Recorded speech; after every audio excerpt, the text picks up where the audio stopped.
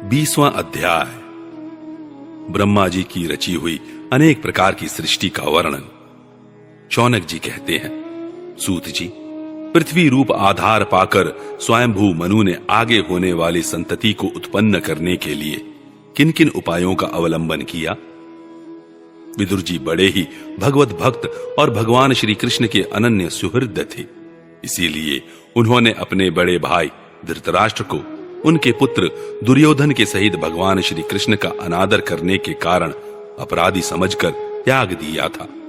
वे महर्षि द्वैपायन के पुत्र थे और महिमा में उनसे किसी प्रकार कम नहीं थे तथा सब प्रकार भगवान श्री कृष्ण के आश्रित और कृष्ण भक्तों के अनुगामी थे। तीर्थ सेवन से उनका अंतःकरण और भी शुद्ध हो गया था। उन्होंने कुशावृत्त क्षेत्र में बैठे हुए तत्वज्ञानियों में श्रेष्ठ मैत्रेय जी के पास जाकर और क्या पूछा। सूत जी, उन दोनों में वार्तालाप होने पर श्री हरि के चरणों से संबंध रखने वाली बड़ी पवित्र कथाएं हुई होंगी, जो उन्हीं चरणों से निकले हुए गंगा जल के समान संपूर्ण पापों का नाश करने वाली होंगी। सूत जी, आपका मंगल हो। आप हमें भगवान की वे पवित्र कथाएं सुनाइए। प्रभु के उदार चरित्र तो कीर्तन करने योग्य होते हैं। भला ऐसा कौन रसिक होगा जो श्री हरि के लीलामृत का पान करते करते तृप्त हो जाए। नैमिषारण्यवासी मुनियों के इस प्रकार पूछने पर उग्र श्रवासूत जी ने भगवान में चित्त लगाकर उनसे कहा, सुनिए। सूत जी ने कहा, मुनिगण, अपनी माया से वराह रूप धारण करने वाले श्री हरि की रसातल से पृथ्वी को निकालने और खेल में ही तिरस्कार पूर्वक हिरण्याक्ष को मार डालने की लीला सुनकर विदुर जी को बड़ा आनंद हुआ और उन्होंने मुनिवर मैत्रेय जी से कहा। विदुर जी ने कहा, ब्राह्मण, आप परोक्ष विषयों को भी जानने वाले हैं, अतः यह बतलाइए कि प्रजापतियों के पति श्री ब्रह्मा जी ने मरीचि आदि प्रजापतियों को उत्पन्न करके फिर सृष्टि को बढ़ाने के लिए क्या किया। मरीचि आदि मुनीश्वरों ने और स्वयंभव मनु ने भी ब्रह्मा जी की आज्ञा से किस प्रकार प्रजा की वृद्धि की। क्या उन्होंने इस जगत को पत्नियों के सहयोग से उत्पन्न किया या अपने अपने कार्य में स्वतंत्र रहकर अथवा सबने एक साथ मिलकर इस जगत की रचना की। श्री मैत्रेय जी ने कहा, विदुर जी, जिसकी गति को जानना अत्यंत कठिन है, उस जीवों के प्रारब्ध, प्रकृति के नियंता पुरुष और काल, इन तीन हेतुओं से तथा भगवान की सन्निधि से त्रिगुणमय प्रकृति में क्षोभ होने पर उससे महत्तत्व उत्पन्न हुआ। दैव की प्रेरणा से रजः प्रधान, महत्तत्व से वैकारिक, राजस और तामस तीन प्रकार का अहंकार उत्पन्न हुआ। उसने आकाश आदि पांच पांच तत्वों के अनेक वर्ग प्रकट किए। वे सब अलग अलग रहकर भूतों के कार्य रूप ब्रह्मांड की रचना नहीं कर सकते थे। इसलिए उन्होंने भगवान की शक्ति से परस्पर संगठित होकर एक सुवर्ण वर्ण अंड की रचना की। वह अंड चेतना शून्य अवस्था में 1000 वर्षों से भी अधिक समय तक कारणाब्धि के जल में पड़ा रहा। फिर उसमें श्री भगवान ने प्रवेश किया। उसमें अधिष्ठित होने पर उनकी नाभि से सहस्त्र सूर्यों के समान अत्यंत देदीप्यमान एक कमल प्रकट हुआ, जो संपूर्ण जीव समुदाय का आश्रय था। उसी से स्वयं ब्रह्मा जी का भी आविर्भाव हुआ है। जब ब्रह्मांड के गर्भ रूप जल में शयन करने वाले श्री नारायण देव ने ब्रह्मा जी के अंतःकरण में प्रवेश किया, तब वे पूर्व कल्पों में अपने ही द्वारा निश्चित की हुई नाम रूपमय व्यवस्था के अनुसार लोकों की रचना करने लगे। सबसे पहले उन्होंने अपनी छाया से तामिश्र, अंधतामिश्र, तम, मोह और महामोह यो 5 प्रकार की अविद्या उत्पन्न की।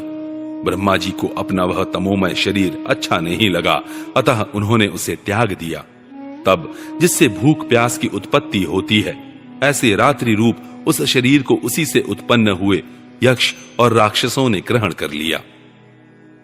उस समय भूख प्यास से अभिभूत होकर वे ब्रह्मा जी को खाने को दौड़ पड़े और कहने लगे, इसे खा जाओ, इसकी रक्षा मत करो, क्योंकि वे भूख प्यास से व्याकुल हो रहे थे।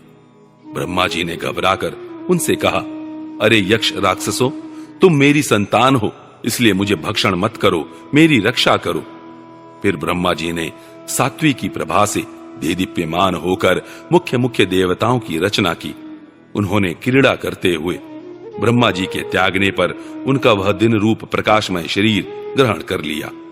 इसके पश्चात ब्रह्मा जी ने अपने जगन देश से कामासक्त असुरों को उत्पन्न किया। वे अत्यंत कामलोलुप होने के कारण उत्पन्न होते ही मैथुन के लिए ब्रह्मा जी की ओर चले। यह देखकर पहले तो वे हंसे, किंतु फिर उन निर्लज्ज असुरों को अपने पीछे लगा देख भयभीत और क्रोधित होकर बड़े जोर से भागे। तब उन्होंने भक्तों पर कृपा करने के लिए उनकी भावना के अनुसार दर्शन देने वाले शरणागत वत्सल वरदायक श्री हरि के पास जाकर कहा, परमात्मन, मेरी रक्षा कीजिए। मैंने तो आपकी ही आज्ञा से प्रजा उत्पन्न की थी, किंतु यह तो पाप में प्रवृत्त होकर मुझको ही तंग करने चली है। नाथ, एकमात्र आप ही दुखी जीवों का दुख दूर करने वाले हैं, और जो आपकी चरण शरण में नहीं आते उन्हें दुख देने वाले भी एकमात्र आप ही हैं। प्रभु तो प्रत्यक्षवत सबके हृदय की जानने वाले हैं। उन्होंने ब्रह्मा जी की आतुरता देखकर कहा, तुम अपने इस कामकलुषित शरीर को त्याग दो। भगवान के यों कहते ही उन्होंने वह शरीर भी छोड़ दिया। ब्रह्मा जी का छोड़ा हुआ वह शरीर एक सुंदरी स्त्री संध्या देवी के रूप में परिणत हो गया। उसके चरण कमलों के पायजेब झंकृत हो रहे थे, उसकी आंखें मतवाली हो रही थी और कमर करधिनी की लड़ों से सुशोभित सजीली साड़ी से ढकी हुई थी। उसके उभरे हुए स्तन इस प्रकार एक दूसरे से सटे हुए थे कि उनके बीच में कोई अंतर ही नहीं रह गया था। उसकी नासिका और दंतावली बड़ी ही सुदृढ़ थी तथा वह मधुर मधुर मुस्कुराती हुई असुरों की ओर हाव भावपूर्ण दृष्टि से देख रही थी। वह नीली नीली अलकावली से सुशोभित सुकुमारी मानो लज्जा के मारे अपने अंचल में ही सिमीटी जाती थी। विदुर जी, उस सुंदरी को देखकर सबके सब असुर मोहित हो गए। अहो, इसका कैसा विचित्र रूप, कैसा अलौकिक धैर्य और कैसी नई अवस्था है। देखो, हम काम पीड़ितों के बीच में यह कैसी बेपरवाह से विचर रही है। इस प्रकार उन कुबुद्धि दैत्यों ने स्त्री रूपिणी संध्या के विषय में तरह तरह के तर्क वितर्क करके फिर उसका बहुत आदर करते हुए प्रेम पूर्वक पूछा, सुंदरी, तुम कौन हो और किसकी पुत्री हो? भामिनी, यहां तुम्हारे आने का क्या प्रयोजन है? तुम अपने अनूप रूप का यह बेमोल सौदा दिखाकर हम अभागों को क्यों तरसा रही हो? अबले तुम कोई भी क्यों ना हो, हमें तुम्हारा दर्शन हुआ यह बड़े सौभाग्य की बात है। तुम अपनी गेंद उछाल उछाल कर तो हम दर्शकों के मन को मथे डालती हो। सुंदरी, जब तुम उछलती हुई गेंद पर अपनी हथेली की थपकी मारती हो, तब तुम्हारा चरण कमल एक जगह नहीं ठहरता। तुम्हारा कटी प्रदेश स्थूल स्तनों के भार से थक सा जाता है और तुम्हारी निर्मल दृष्टि से भी थकावट झलकने लगती है। अहो, तुम्हारा केश पाश कैसा सुंदर है। इस प्रकार स्त्री रूप से प्रकट हुई उस सायंकालीन संध्या ने उन्हें अत्यंत कामासक्त कर दिया और उन मूढ़ों ने उसे कोई रमणीय रत्न समझकर ग्रहण कर लिया। तदनंतर ब्रह्मा जी ने गंभीर भाव से हंसकर अपनी कांतिमय मूर्ति से, जो अपने सौंदर्य का मानो आप ही आस्वादन करती थी, गंधर्व और अप्सराओं को उत्पन्न किया। उन्होंने ज्योत्सना रूप अपने उस कांतिमय प्रिय शरीर को त्याग दिया। उसी को विश्वावसु आदि गंधर्वों ने प्रसन्नता पूर्वक ग्रहण किया। इसके पश्चात भगवान ब्रह्मा ने अपनी तंद्रा से भूत पिशाच उत्पन्न किए। उन्हें दिगंबर और बाल बिखेरे देख उन्होंने आंखें मूंद ली। ब्रह्मा जी के त्यागे हुए उस जंभाई रूप शरीर को भूत पिशाचों ने ग्रहण किया। इसी को निद्रा भी कहते हैं, जिससे जीवों की इंद्रियों में शिथिलता आती देखी जाती है। यदि कोई मनुष्य झूठे मुंह सो जाता है तो उस पर भूत पिशाचादि आक्रमण करते हैं। उसी को उन्माद कहते हैं। फिर भगवान ब्रह्मा ने भावना की कि मैं तेजोमय हूं और अपने अदृश्य रूप से साध्यगण एवं पितृगण को उत्पन्न किया। पितरों ने अपनी उत्पत्ति के स्थान उस अदृश्य शरीर को ग्रहण कर लिया।